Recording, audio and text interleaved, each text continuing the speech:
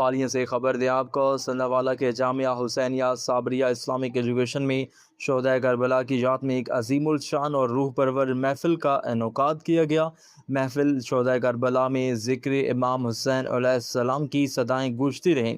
تقریب کی صدارت فخر السادات پیر طریقت رہبر شریعت صاحبزادہ پیر سید مزمل حسین شاہ بخاری نے کی۔ اس بابرکت موقع پر عالمی مبلغ اسلام علامہ قاری اشتیاق احمد سیالوی نے خصوصی خطاب کرتے ہوئے واقعہ کربلا کے فلسفے پر تفصیلی روشنی ڈالی۔ ان کا کہنا تھا کہ کربلا ہمیں ظلم کے سامنے ڈٹ جانے اور حق پر ثابت قدم رہنے کا درس دیتی ہے۔ اس اور شہدائے کربلا کی قربانیاں رہتی دنیا تک امت مسلمہ کے لیے مشعل راہ ہیں۔ پروگرام کا آغاز قاری منور حسین صدیقی نے تلاوت قرآن پاک سے کیا، جبکہ صاحبزادہ پیر سید شعیب الحسن، صاحبزادہ پیر سید احمد حسن اور یاسر اقبال جلالی نے بارگاہ رسالت مآب صلی اللہ علیہ وآلہ وسلم میں ہدیہ نعت و منقبت پیش کی۔